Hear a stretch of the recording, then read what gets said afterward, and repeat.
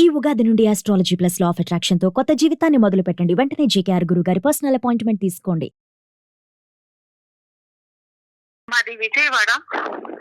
నాకు మ్యారేజ్ అయి 18 ఇయర్స్ అయింది సార్. ఓకే, ఫస్ట్ మ్యారేజ్ అయి 18 ఇయర్స్ అయింది. First marriage. చాలా పెద్ద కుటుంబం, ఉమ్మడి కుటుంబంలోకి ఇచ్చారు నన్ను. భార్య భర్తలు అని అంటే అనురాగం, మమకారం ఇలాంటివి ఉంటాయి, కానీ నా జీవితంలో లేవు సార్. భార్య భర్తలు కలిసి ఉండడానికి ఒక సపరేట్ రూమ్ అనేది లేదు. మేమిద్దరం కలిసి ఈ 18 సంవత్సరాలలో ఒక్క సినిమా చూసింది కూడా లేదు సార్. అత్తగారింటి నుంచి సపోర్ట్ లేదు. తల్లి గారింటికి వెళ్ళి బాధ చెప్పుకుందామంటే అక్కడ వాళ్ళు కూడా నాకు శత్రువులు అయిపోయారు.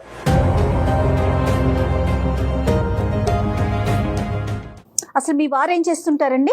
మా వారు రియల్ ఎస్టేట్ లో చేస్తుంటారు, బాగానే సంపాదించారు, కోట్ల ఆస్తి,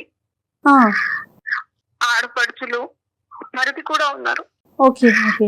ఆస్తిపాస్తులు, పెద్ద కుటుంబం అన్నారు, ఉమ్మడి కుటుంబం అన్నారు. ఎక్కడ సమస్య వచ్చింది? సమస్య ఎక్కడి నుంచి వచ్చిందంటే, నేను ఒక మంచి చీర కట్టుకొని మంచిగా రెడీ అయినా మా మరిది మా వారితో అనేవారు, చూడు ఎలా రెడీ అయింది, ఎవరి కోసం రెడీ అయింది, అడుగు. ఆయనలో లేని అనుమానాన్ని రేకెత్తించడం. ఓకే. కలిసి మాట్లాడుకునే టైం ఉండదు మేడం. అక్కడి నుంచి సాయంత్రం వరకు చాకిరీ చేయడమే, వండి పెట్టడం. అంటే మాకంటూ ఒక ప్రైవసీ లేదు, ఒక రూమ్ లో కూర్చొని మాట్లాడుకునేది లేదు. 18 సంవత్సరాలలో నాకు 14వ సంవత్సరంలో నేను ప్రెగ్నెంట్ అయ్యాను మేడం. 14 సంవత్సరాలకి నేను ప్రెగ్నెంట్ అయితే నన్ను ఎలా చూసుకోవాలి మేడం ఆయన? 14 ఇయర్స్ ఆఫ్టర్ మ్యారేజ్ అంటే మనుషులా కూడా చూసేవాళ్ళు కాదు. ఆ ప్రెగ్నెన్సీలో నాకు షుగర్ కూడా అటాక్ అయింది. ఓకే. నన్ను తీసుకొని హాస్పిటల్ కి వెళ్లే వాళ్ళు కూడా కాదు. అంత పెద్ద ఉమ్మడి కుటుంబంలో నాకంటూ నా కష్టాన్ని చెప్పుకోవడానికి ఒక్కరంటే ఒక్కరు కూడా ఉండేవాళ్ళు. అంటే శాంతి గారు, అటువైపు నుంచి ఉన్న రీజన్స్ ఏమై ఉండొచ్చు? ఒక అన్నయ్య, ఒక అక్క, తమ్ముడు కూడా ఉన్నాడు. ఓకే. అన్నయ్యకు తన భార్య లోకం, తను ఏం చెబితే అది. ఓకే. నాకు సపోర్ట్ గా మా తమ్ముడు ఒక్కడు నిలబడ్డాడండి. నేను ఇంకో 2 రోజుల్లో బేబీకి డెలివరీ అన్నప్పుడు నాకు పని చేస్తూ ఉమ్మనీరు మొత్తం పోతుంటే ఇలా పొట్టనిలా పట్టుకొట్టాను, హాస్పిటల్కి వెళ్ళాను మేడం.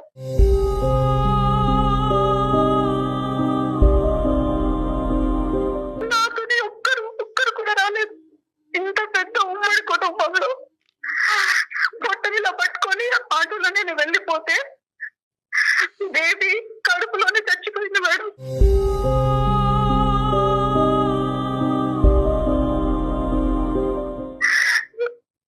నాకు ఎవరు లేరు, కనీసం మా బిడ్డను కూడా చూసుకోలేదు నేను. ఆ బేబీ చనిపోయి పడితే నేను కోమాలోకి వెళ్ళిపోయాను. స్పృహలోకి వచ్చాక అడిగితే బేబీ కడుపులోనే చనిపోయింది అని అన్నారు. నా బిడ్డని నేను చివరి చూపు కూడా చూసుకొని దురదృష్టవంతురాల పిలుపుకు కూడా దూరం అయిపోయాను. నేను నా బిడ్డ కోసమైనా బ్రతుకుదాం అనుకున్నాను మేడం. నాకు ఆ దృష్టం కూడా లేకుండా చేశాడా దేవుడు. అంటే డిలే అయిందమ్మా, అంటే డెలివరీ టైం కి అంటే మీరు హాస్పిటల్కి వెళ్ళటం వల్ల లేట్ అయ్యిందా? ఎవరు సపోర్ట్ లేరు అప్పుడు నీకు? ఎవరు లేరు. కొద్దిగా ఎవరైనా తొందరగా స్పందించి మీరు కొద్దిగా ముందుగానే హాస్పిటల్కి వెళ్ళి ఉంటే బిడ్డ బతుకుండేదా? అవునండి, బిడ్డ బ్రతికేది. ఆ ఉమ్మ నీరు మింగేసి బిడ్డ చనిపోయింది కడుపులో.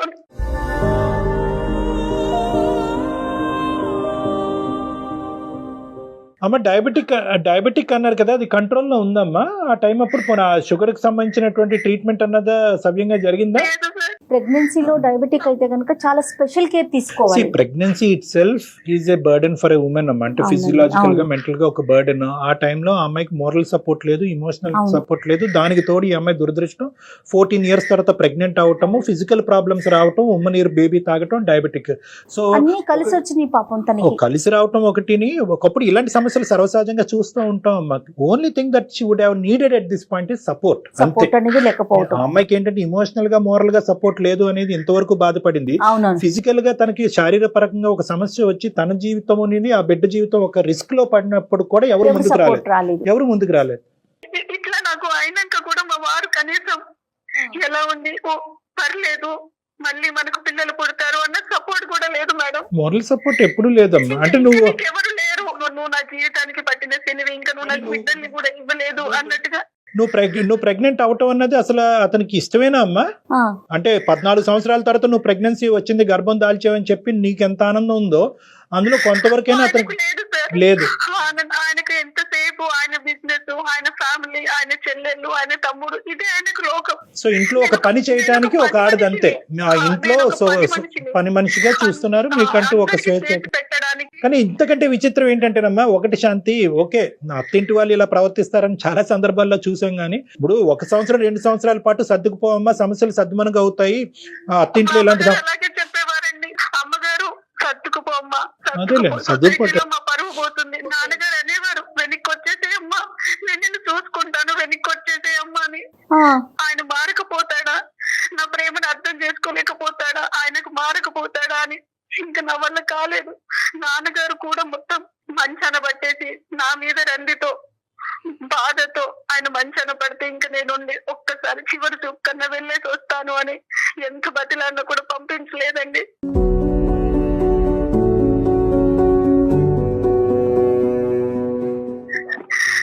తర్వాత తమ్ముడు తీసుకొచ్చిన తర్వాత నాన్నను చూసిన తర్వాత నాన్నగారు కాలం చేసేశారు.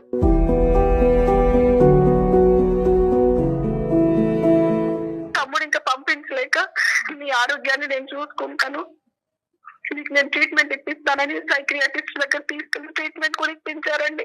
సో నాన్నగారు చనిపోయినప్పటి నుంచి ఇంక ఇంట్లో ఉండిపోయారు మీరు, మీ పుట్టింట్లో? అమ్మగారితో పాటు అమ్మ, నేను, మా తమ్ముడు మమ్మల్ని తీసుకెళ్లి సపరేట్ రూమ్ తీసుకొని అక్కడ ఉంచారండి. ఇక్కడ దేవుడు కూడా చిన్న చూపు చూసాడండి. అయ్యో. మా తమ్ముడి భార్య మమ్మల్ని చూసుకుంటున్నారన్న కక్షతో సమాజంలో నాకు మా తమ్ముడి మీద నిందలేసిందండి ఆ అమ్మాయి. ఏం కర్మమ్మ ఇది? నా మీద మా తమ్ముడి మీద నిందలేస్తే ఆ విషయం కూడా నాకు తెలియలేదండి. ఈ మధ్యలో అమ్మగారు కూడా కాలం చేసేసారు. మా ఇంటి ఓనర్ వచ్చి, ఇలా మీ తమ్ముడు రావద్దమ్మా, ఇలా మీకేదో జరుగుతుందంట అంటే నేను ఏమైపోవాలండి?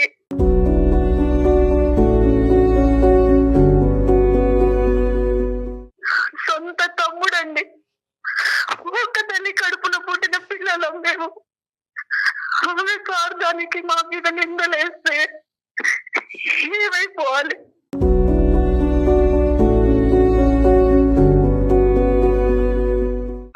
అమ్మ ఉన్న ఇంట్లో నేను 1.5 years ఉన్నాను సార్. డాక్టర్ గారు చెప్పమ్మా, రాత్రి పూట నిద్ర పట్టక మధ్యలో వాష్రూమ్ కి లేవాల్సి వస్తుంది, భయం వేస్తుందని 2 స్లీపింగ్ టాబ్లెట్స్ మింగి పడుకునే పద్ధతి సార్ నేను.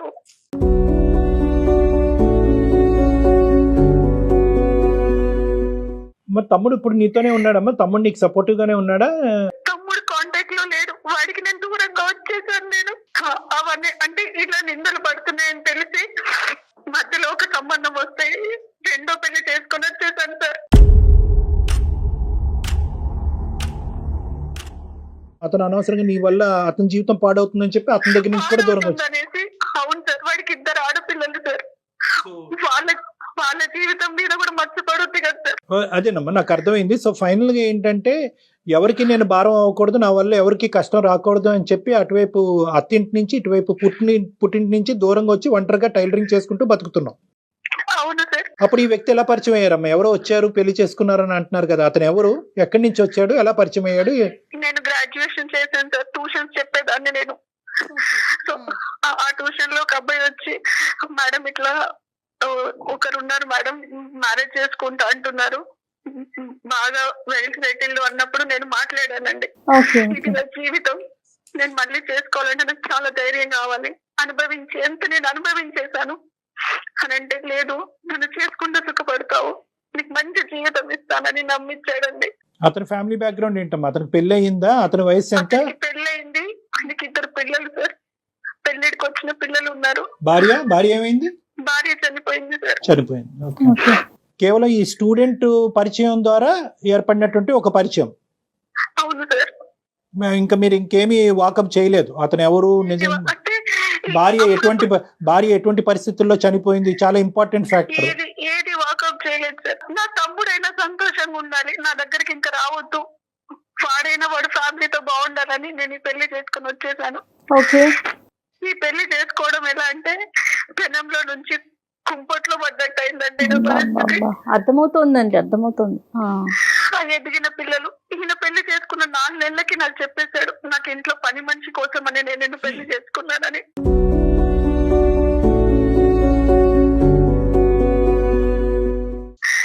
నా ఎదిగిన పిల్లలకు చూసి పెట్టడానికి, వంట చేసి పెట్టడానికి అన్నట్టుగా. అక్కడి పరిస్థితి కంటే ఇక్కడ ఇంకా దారుణం సార్. పంజరంలో చిలకలాగా ఇంకా దాన్ని మాటలతోని పొడవడం. ఒక్క నిమిషం శాంతి, నువ్వు ఇప్పుడు వరకు వేరే వాళ్ళు లేదంటే నీ దురదృష్టం వల్ల ఒక అడుగు, ఇప్పుడు నీ చేతులారా ఇంకో అడుగు వేసి ఇంకా భయానకమైనటువంటి పరిస్థితిలో నువ్వు తీసుకెళ్ళావు. డైవర్స్ అయిందమ్మా? ఫస్ట్ మ్యారేజ్ డైవర్స్ అయిందా? అయ్యింది సార్. ఫస్ట్ మ్యారేజ్ డైవర్స్ అయింది. ఇది ఇంకా నరక కూపం అండి. ఎదిగిన పిల్లలు ఉన్న వాళ్ళని పెళ్లి చేసుకోకూడదని అనిపించిందండి. ఆ పిల్లలు కూడా సూటిపోటి మాటలు అనడం, అక్కడే ఉండాలి, ఎవరితో మాట్లాడొద్దు. మాట్లాడితే ఆ రోజు ఇంకా నాకు ఒక విధమైన నరకాన్ని చూపిస్తారు. అమ్మా పెద్దల సమక్షంలో జరిగిందా? అతని వైపు ఎవరన్నా పెద్దవాళ్ళు అది ఉన్నారమ్మా? అమ్మ మీ హస్బెండ్ సైడ్ సెకండ్ లేదు సార్, గుళ్ళో జరిగింది. నా వైపు నుంచి నేను ఎవరిని పిలవలేదు సార్. అతని సైడ్ నుంచి అమ్మా? అతని సైడ్ నుంచి అతని పిల్లలు ఉంటానండి. అంతే అంతే. ఏదో తొందరలో కదమ్మా, ఏదో కారణం ఉంటది. ఎందుకు చేసుకున్నావు? తమ్ముడు అన్న తన ఫ్యామిలీతో బాగుంటాడు, 2 ఆడపిల్లల జీవితాలు బాగుంటాయని. ఇంకా ఎందుకంటే తమ్ముడికి ఇచ్చి చేసింది ఎవరినో కాదు సార్, మా అక్కయ్య కూతుర్ని సార్, మా అక్కయ్య కూతుర్ని.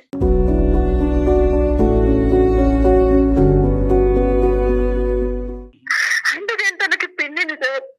ఆ అమ్మాయి మా మీద అలా నిందలేసింది. ఇంకెవరు ఉన్నారని అనుకోవాలి సార్. కాదమ్మా, ఒక నిందలేసే మనస్తత్వం ఉండేటటువంటి వాళ్ళు ఇప్పుడు నువ్వు పెళ్లి చేసుకున్న తర్వాత కూడా నిందలేస్తారు. చుట్టుపక్కల వాళ్ళు కూడా నమ్మారు కదా సార్. డైరెక్ట్ మా ఓనర్ వచ్చి, అమ్మాయి మీ తమ్ముడు మీ ఇంటికి రావద్దు, మీ మధ్యలో ఏదో ఉందంట అంటే చచ్చిపోవాలనిపించింది సార్.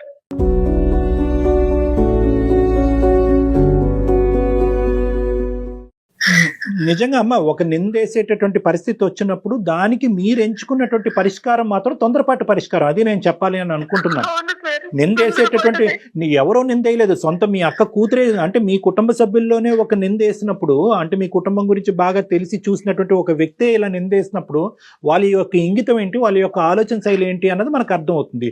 ఆ మాట పట్టుకుని ఇంటి పక్కన వాళ్ళు ఎదురింటోళ్ళు ఒక 2 మాటలు అన్నారు కాబట్టి ఎవరో దారికి పోయినటువంటి దాని గురించి వాకప్ చేయకుండా తొందరపడి పెళ్లి చేసుకుని నువ్వు ఏం సాధించావమ్మా? ఎవరిని సుఖపెట్టావు? నీ బ్రదర్ ని సుఖపెడదాం అనేటటువంటి ఒకే ఒక ఉద్దేశంతో, అతని మీద నిందపడకూడదు, అతని కాపురం చెడిపోకూడదు అనే ఒక ఉద్దేశంతో చేసుకున్నటువంటి ఈ పెళ్లి నీ బ్రదర్ కి భారం అయిందా, భారం తగ్గిందా? భారం ఎక్కువైంది. ఇప్పుడు ఈ రోజు ఏంటంటే మీకొక్కరి దానికే కాదు, అంత పెద్ద మనసు ఉన్నటువంటి మీ బ్రదర్కి కూడా ఈ రోజు కౌన్సిలింగ్ చేయాలనేటటువంటి పరిస్థితి వచ్చింది. ఆ పెళ్లిలోంచే 18 సంవత్సరాలు పట్టింది మిమ్మల్ని బయట వేయటానికి. మీ కుటుంబ సభ్యులు ఎవరు సపోర్ట్ చేయకపోయినా ఒంటి చేతి మీద బయటకు తీసుకొచ్చి కాపాడాడు. ఎందుకు కాపాడాడు? ఆ నరకంలో కాకుండా నీ మటుకు నువ్వు ఒంటరిగా నువ్వు బతకచ్చు, నువ్వు బతికినంత కాలం నేను నీకు సపోర్ట్ ఇస్తాను అనేటటువంటి విధంగా నిన్ను బయటకు తీసుకొచ్చాడు. బయటకు తీసుకొచ్చిన తర్వాత ఏం చేశాడు అతను వెనకాతలు ఎవరు ఏమో వాళ్ళ భార్య ఇంకోటి అనుకుంటుందా, ఎవరో ఏమనుకుంటున్నారా అనేటటువంటి పట్టింపు అతనికి లేదు. నువ్వు పట్టించుకోవటం మొదలుపెట్టావు. ఇదేంట్రా తమ్ముడు, నీ జీవితం నాశనం అయిపోతుంది, నేను ఇంకో పెళ్లి చేసుకుంటానని చెప్పి ఈ రోజు ఇంకా భయంకరమైనటువంటి చిక్కుముడి మీ బ్రదర్ కూడా తయారు చేసినటువంటి పరిస్థితి అయింది. ఇంట్లో నుంచి అడుగు బయట పెడితే కాకులాగా పొడుచుకు తిన్నారు సార్. ఇప్పుడు నువ్వు చెప్పేటటువంటి మాటలు Shanti, that is the reality of the society. ఇప్పుడు సొసైటీ బట్టి నేను బతకాలి అని అనుకుంటే కనుక నువ్వు బ్రతకలేవు. సొసైటీ ఇలా అనుకుంటుంది, అలా అనుకుంటుంది, వాళ్ళ నోర్లు ఇలా మూయించాలి, వీళ్ళ నోర్లు ఇలా మూయించాలి అనేటటువంటి పద్ధతిలో మీరు ముందుకెళ్తే వీళ్ళ నోర్లు మూయించేటటువంటి పనిలో మీరేంటంటే తప్పు మీద తప్పు చేసుకుంటూ పోతూ ఇంకా ఊబిలో కూరిపోతారు. ఇప్పుడు మీ పరిస్థితి అలాగే అయింది. 18 సంవత్సరాల పాటు మీరు ఆ కుటుంబంలో నరకను అనుభవించినప్పుడు ఏ సొసైటీ వచ్చి, ఏ సమాజం వచ్చి మిమ్మల్ని కాపాడిందమ్మా? మీ సొంత కాపాడలేదు సార్. రాలేదు, కానీ మీ సొంత తల్లిదండ్రులే నా రాలేదు, తమ్ముడు మీ కుటుంబ జీవితం సభ్యులే రాలేదు. బాగుంటుందని అనుకున్నాను సార్. మనసున్న నా మహారాజు లాగా మీ తమ్ముడు తమ్ముడు ఒక్కడు కాపాడకపోతే కనుక మీరు ఈ రోజు ఆ ఇంట్లోనే అక్కడే చనిపోయి ఉండేవారేమో మీరు. కానీ నా జీవితంలో సంతోషం అనేది వస్తది అని మా తమ్ముడు నాకు చాలా ధైర్యం ఇచ్చాడు సార్. ఎస్ ఎస్ ఇప్పుడు ఆ తమ్ముడు తను కూడా నేను మాట్లాడట్లేదు.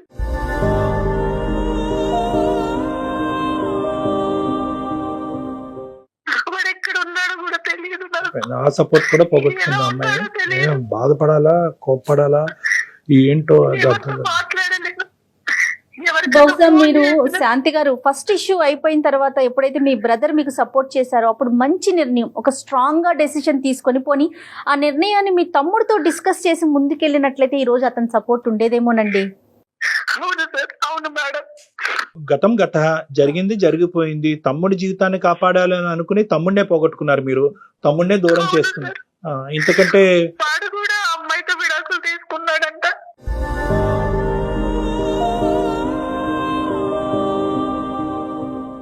అయిపోయింది అక్కడ కూడా. అక్కడ కూడా అయిపోయింది. మీరు పెళ్లి చేసుకున్నా ఆ అమ్మాయి విడాకులు ఇచ్చుండేది, పెళ్లి చేసుకోకపోయినా ఆ అమ్మాయి విడాకులు ఇచ్చుండేది. ఎందుకంటే ఆ అమ్మాయి మైండ్ ఆల్రెడీ పొల్యూట్ అయిపోయింది కాబట్టి. అలాంటి అమ్మాయిని మనసులోంచి ఈ భావాన్ని తీసేయటం గురించి మీరు ఒక పెద్ద తప్పు చేశారు. అది ఇక్కడ అది, అన్నిటికంటే బాధ కలిగింది. అంటే తన పెళ్ళే పరిష్కారం అనుకున్నారు శాంతి గారు. కాదమ్మా, ఇప్పుడున్న పరిస్థితుల్లో ఇంకో నరకంలోకి వచ్చావు. మళ్ళీ ఇక్కడ నువ్వు ఇంకో పనమ్మాయి లాగే ట్రీట్ చేసేటటువంటి ఇంకో కుటుంబం. అక్కడైతే కనుక అట్లీస్ట్ ఉమ్మడి కుటుంబం, ఒకరితో కాకపోతే ఒకరితో చెప్పుకునే దిక్కు మొక్కు ఉండేది. అక్కడ ఇక్కడ ఎవరూ లేరు. అంతా ఒక సైన్యం లాగా ఇటువైపు పిల్లలు, భర్త అందరు కలిపి నిన్ను చంపుకు తింటున్నారు. ఏంటమ్మా పరిస్థితి? ఏంటి పరిస్థితి? ఎన్ని రోజులు అయింది పెళ్లి చేసుకుని? పెళ్లి జరిగి ఈ రెండో పెళ్లి జరిగి ఎంతకాలం అయిందమ్మా?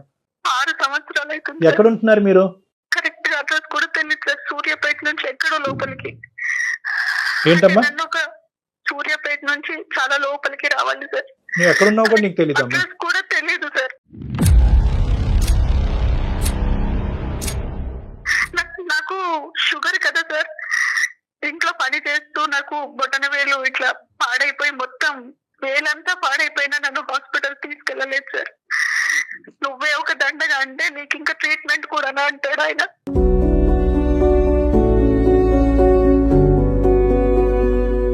ఆ పాత నరకం 18 సంవత్సరాలు, ఇప్పుడు ఈ నరకం యొక్క ఈ డ్యూరేషన్ 6 years. 6 years. అవునండి. ఎందుకున్నావమ్మా అక్కడ? స్ట్రైట్ క్వశ్చన్, ఎందుకున్నావు అక్కడ? తెలియట్లేదు. ఎలా బయటకు రావాలమ్మా? మీ ఇంటికి తలుపు ఉంది కదా, బయటికి రా. వాళ్ళు బయటికి వెళ్ళినా లాక్ చేసుకొని వెళ్ళిపోతారు. మా ఇంట్లో కనీసం పని మనిషి కూడా రాదండి.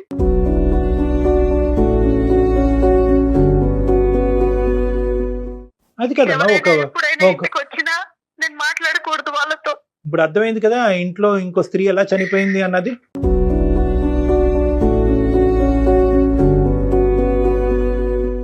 ఇప్పుడు ఇదే పరిస్థితి నువ్వు 3వ, 4వ, 5వ పెళ్లిలో నువ్వు నాకు చెప్పినా కూడా నేను అంటాను, ఒకటే మాట అంటాను, నువ్వు బయటికి రావాలి, నీ గురించి నువ్వు బ్రతకాలి, నువ్వు పెట్టుకున్నటువంటి ఒక ధ్యేయం గురించి, ఒక గమ్యం గురించి నువ్వు. సార్ బయటికి రావడానికి ఫస్ట్ నాకు దారి తెలియట్లేదు. వచ్చినా నేను ఎక్కడికి వెళ్ళాలి?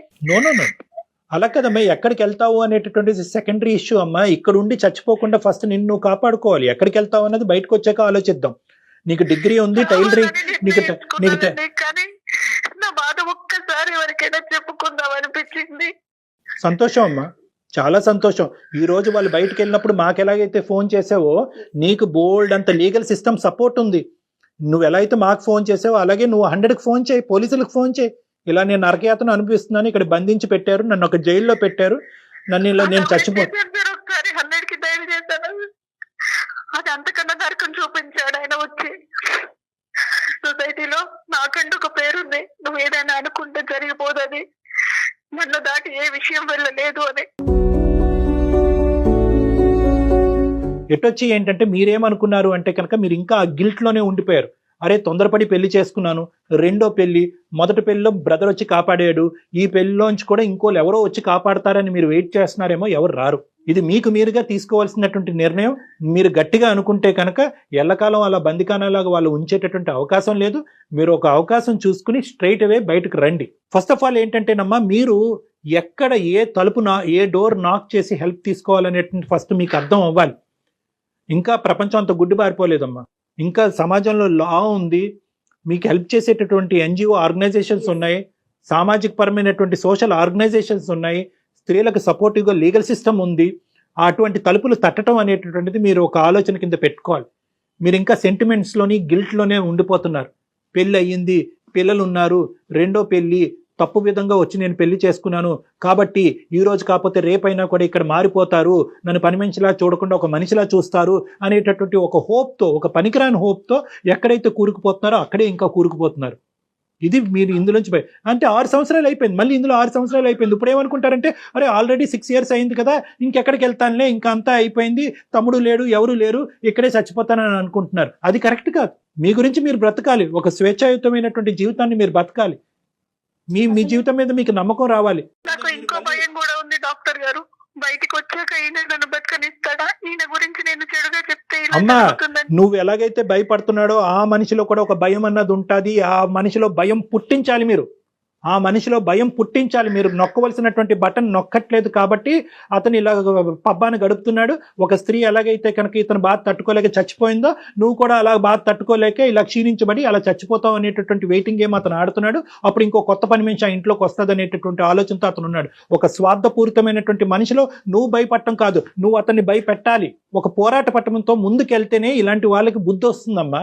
వదిలేస్తే మళ్ళీ ఇంకొక వ్యక్తి అదే ఇప్పుడు డాక్టర్ గారు చెప్పినట్లు అదే ప్లేస్ లో అతను ఉంటారు కదా. అతను ఒకటే కాదమ్మా, అతన్ని చూస్తూ ఇదే జీవన విధాన శైలి అని చెప్పి రాంగ్ ఎగ్జాంపుల్ గా తీసుకునేటటువంటి 2 పిల్లలు ఉన్నారు. వాళ్ళు ఎంత భయంకరమైనటువంటి రాక్షసుల కింద మారుతారో, ఎటువంటి కుటుంబాలని వాళ్ళు రేపొద్దున పెద్ద నాశనం చేస్తారో అనేటటువంటి సమస్య కూడా ఇక్కడ ఉంది. ఇంకొక 100 జీవితాలు నాశనం అవ్వకముందే నువ్వు కథం తొక్కాలమ్మా. ఎంతమ్మా 2 నిమిషాలు ఇప్పుడు ఈ ఫోన్ పెట్టే కానీ 100కి ఫోన్ చేయి, లేదంటే మమ్మల్ని చేయమంటే మేము చేస్తాం.